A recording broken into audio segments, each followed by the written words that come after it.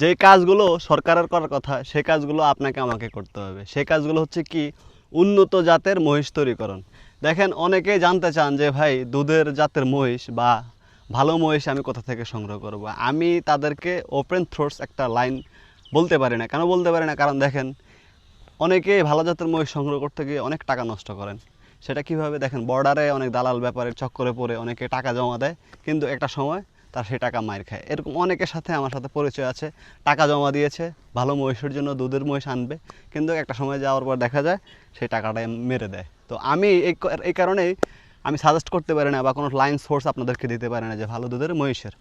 এখন আসি, আমরা কিভাবে মহিষ সংগ্রহ করব। দেখেন, বাংলাদেশে প্রত্যন্ত জেলাগুলো, অনেক জেলায় মহিষ পাওয়া যায়। রাজশাহী, নওগাঁ, সিরাজগঞ্জ, পাবনা, এরপরে এদিকে হচ্ছে আমাদের সুনামগঞ্জ, বরিশাল, চরফ্যাশন, নোয়াখালী, লক্ষ্মীপুর, এই জেলাগুলোতে মহিষ পাওয়া যায়। আমাদের দেশের যে মহিষগুলো, এগুলো 5-7 লিটার 10 লিটারের বেশি দুধ দিতে পারে না, কিন্তু ইন্ডিয়া, পাকিস্তান 20 থেকে 25 লিটার দুধ হয় পার ডে এক একটা মহিষে। প্রত্যেকটা ডেয়ারি খামার যারা দুধ উৎপাদন করে হলস্টেইন ফ্রিজিয়ানের পাশাপাশি তারা কিন্তু দুধের মহিষ রাখে। কেন রাখে তারা? কারণ তারা দুধের ঘনত্ব বাড়ানোর জন্য, ফ্যাট বাড়ানোর জন্য হলস্টেইন ফ্রিজিয়ানের দুধের সাথে মহিষের দুধ মিক্সড করে তাদের ফ্যাট পার্সেন্টেজটা বাড়ায়। এখন দেখেন, আমাদের সরকার, আমাদের দেশ স্বাধীন হয়েছে এতটা বছর হয়েছে, আমরা নিজেদের বলার মতো কোনো গল্প তৈরি করতে পারিনি। বিশেষ করে যেই কোনো সেক্টরে যান আপনি, সেটা গবাদি পশু সেক্টরে, যেমন আমরা ফ্রিজিয়ান গরু নিয়ে কাজ করতেছি বিগত 15-16 বছর। এখনও আমরা টেকসই একটা ব্রিড, ভালো ম্যাস্টাইটিস, এলএসডি বা বিভিন্ন রোগ প্রতিরোধ ক্ষমতায় শক্তিশালী একটা জাত তৈরি করতে পারি না, যদিও সেটা ভায়া একটি জাত।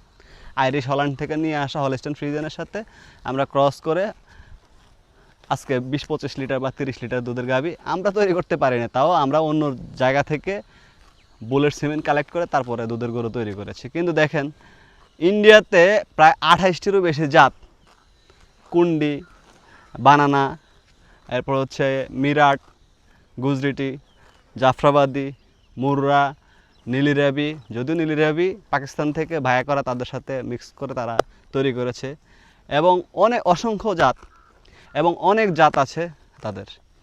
গরুর ক্ষেত্রেও তারা অনেকগুলো জাত তৈরি করেছে বা নিজেদের অনেক জাত আছে। আমাদের নিজেদের বলতে কি জাত আছে, পাবনায় ক্যাটেল নিয়ে বিভিন্ন অনেক কথা থাকতো। এখনও সরকারি গরু প্রজনন কেন্দ্রে অনেক পাবনায় ক্যাটেল আছে, কিন্তু উল্লেখযোগ্য হারে এখন পর্যন্ত পাবনায় ক্যাটেল থেকে ভালো একটা টেকসই জাত বা নিজেদের যে জাতটা, সেই জাতটাকে তৈরি করতে পারে না। আমাদের মীর কাদেমের গরু, সেটাকেও তারা পারে না। সরকারি যে গোশ প্রজনন কেন্দ্রগুলো, বছর বছর তাদেরকে ভর্তুকি দেওয়া হয় এবং তারা বিভিন্ন ট্যুরে গিয়ে খিচুড়ি খেয়ে বাস সেই ট্যুর ক্যান্সেল। তো এই জাতগুলো আমাদের খামারিদের কেন করা উচিত, আমরা কেন ধীরে ধীরে মহিষের জাত ডেভেলপ করবো জেনেটিক দিয়ে, এই বিষয়টা হচ্ছে আজকের ভিডিওর মূল টপিকস।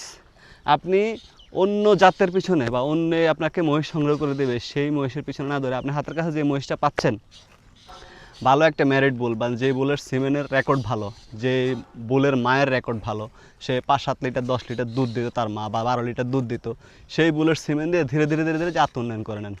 একজনের সোনার ডিম পাড়া হাঁস আর সে ভালো জিনিসটা আপনাকে কখনোই দেবে না। এই যে দেখেন মহিষগুলো, এটা কিন্তু একটা মুর্রা ক্রস, কিন্তু দেখেন আমরা ক্রস বলেই গলা ফাটাতে পারি, কিন্তু আমরা ভালো কোনো জাত আমরা আজও পর্যন্ত আমরা সংগ্রহ করতে পারিনি। কেন পারি না? কারণ আমাদের সরকার এই বিষয়টা নিয়ে মাথায় ঘামাচ্ছে না। যেখানে রোগ প্রতিরোধ ক্ষমতা সম্পূর্ণ বিভিন্ন দেশে, যেমন আমাদের বিশেষ করে ব্রাজিলে পার ডে 70 থেকে 75 লিটার দুধ দেওয়া সম্পূর্ণ গাভী আছে, কিন্তু সে জায়গায় আমরা কতটা পিছিয়ে। দেখেন, আমাদের ম্যাস্টাইটিস, বিভিন্ন অসুখ বিসুখে খামারিরা জর্জরিত। এই যে কাজগুলো সরকারের করার কথা, এই কৃষি সেক্টরে তাদের সুনজর দেওয়ার কথা, কিন্তু সরকার সেখানে হতাশ করছে খামারিদের। আমাদের ওই যে দেখাচ্ছে, কিন্তু আমরা ফল পাচ্ছি না।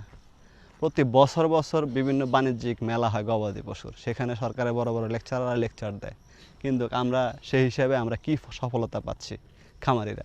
দেখেন, ভ্যাকসিন, সরকারি ভ্যাকসিনগুলো কুলিং চেন মেনটেন ঠিকমতো হয় না। খুরার ভ্যাকসিন ট্রাইভ্যালেন্ট, সেটা নিয়ে এসে বস্তাবন্দি করে ফালায় রাখে। ভ্যাকসিনের যে কুলিং চেন মেনটেন সরকারি, সেই জিনিসটা তারা ঠিকমতো করে না, আর এর প্রভাবটা পড়ে খামারিদের। এখন কোরবানিদের পরে হাজার হাজার গরু খুরা আক্রান্ত হচ্ছে, হাজার হাজার প্রাণী মারা যাচ্ছে প্রতিদিন, কিন্তু সেখানে সরকারের গুরুত্বপূর্ণ ভূমিকা চোখে পড়ার মতো না। যে এই কাজগুলো করার কথা সরকারের, কিন্তু সরকারের অবহেলার কারণে মাঠ পর্যায়ে যারা কর্মী আছেন তাদের অবহেলার কারণে খামারিরা আজ ভুক্তভোগী। আমরা খামারিরা সেটার ফল দিচ্ছি নিজেদের শখের প্রাণীগুলোকে জলাঞ্জলি দিয়ে। তো এই জিনিসগুলো আর কতদিন? আপনি আপনার স্কিলে ডেভেলপ করতে হবে। আপনি ভালো একটা মহিষের সাথে যখন সে হিটে আসবে ভালো একটা সিমেন্ট দিতে হবে, আবার সেই বাচ্চাকে ধীরে ধীরে জেনেটিক দিয়ে দিয়ে দিয়ে দিয়ে উৎপাদনশীল মহিষ তৈরি করতে হবে। আর যে কাজগুলো সরকারের করার কথা সেগুলো এখন আমাদেরকে করতে হচ্ছে। অবশ্যই এই ভিডিওটি যারা দেখবেন সরকারি আমলাতান্ত্রিকভাবে এই গবাদি পশু রিলেটেড সাভার বিএলআরআইতে আছেন, তাদের চোখে যদি এই ভিডিওটা পড়ে তারা অবশ্যই এই বিষয়টা নিয়ে মাথা ঘামাবেন। বাংলাদেশে যেই পরিমাণ দুধের চাহিদা, এখনও 1,56,000 মেট্রিক টন দুধ শর্ট আমাদের প্রতিদিন ঘাটতি, যেটা আমাদের বাইরে থেকে আমদানি করে নিয়ে আসতে হচ্ছে গুঁড়া দুধ হিসেবে। তা এই জিনিসটা যদি আমাদের দেশের যুব সমাজদের মাঝে আপনারা ট্রেনিং দিচ্ছেন, বিভিন্ন রকমের কারিকুলাম মুখে বলতেছেন, কিন্তু মাঠ পর্যায়ে যে সেটার ফলস্রোত আসতেছে না, সেই অডিট এবং ভিজিটটা করার দায়িত্ব কার? আপনাদের। কিন্তু আপনারা সেই কাজটা না করার কারণে আমাদের দেশে এই সেক্টরটা দিনে দিন পিছিয়ে যাচ্ছে। 2010 সালের পর থেকে আমাদের এই সেক্টরটা, গবাদি পশু পালন সেক্টরটা যেই পরিমাণ গ্রো করার কথা সেখানে কিন্তু গ্রো হয়নি। আপনারা অনেকে বলতে পারেন যে আমাদের এখন 20-25 লিটার দুধের গাভী আছে।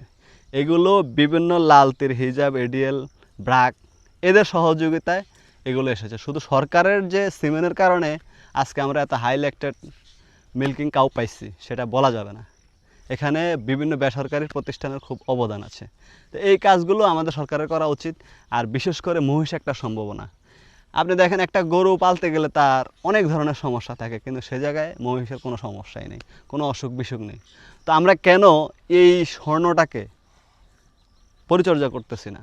এটাকে কেন ভালো সিমেন্ট এনে খামারিদেরকে ভালো হাইমেরাইট বুল বাফেলো নিয়ে আসতেছি না, যেটার মাধ্যমে আমরা অধিক দুধ উৎপাদনশীল একটা মহিষ পাবো, মা মহিষ পাবো, যার কাছ থেকে কোনো ম্যাস্টাইটিস নেই, রোগ প্রতিরোধ ক্ষমতা ভালো, যাদের দুধের ঘনত্ব বেশি। যেখানে একটা গরুর দুধের ঘনত্ব হচ্ছে 3, 3.5, 4, 4.25, সেখানে একটা মহিষের 7-8 প্লাস।